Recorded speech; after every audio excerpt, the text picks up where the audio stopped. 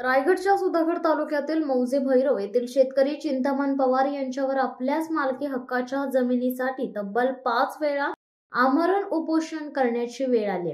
उपोषणाच्या तिसऱ्याच दिवशीही मागण्यांच्या अनुषंगाने कोणताही तोडगा न निघाल्याने उपोषण सुरूच असून शेतकरी चिंतामण पवार यांच्या आंदोलनाला वंचित बहुजन आघाडीने बळ दिले.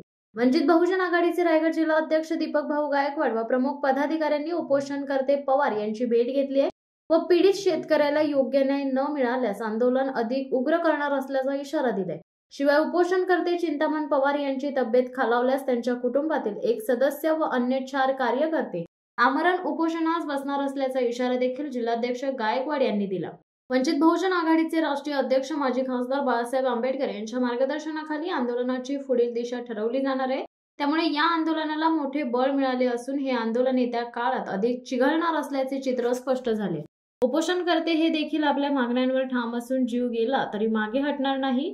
होणाऱ्या परिणामास प्रशासन व संबंधित विकासक जबाबदार असल्याचा इशारा उपोषणकर्ते शेतकरी पवार यांनी दिला.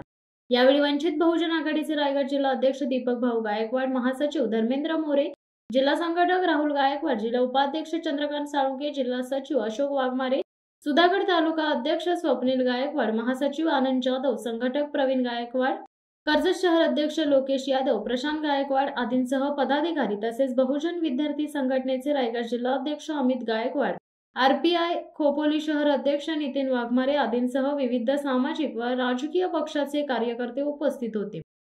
शिवसत्ता टाइम्ससाठी धम्मशील सावंत, रायगड.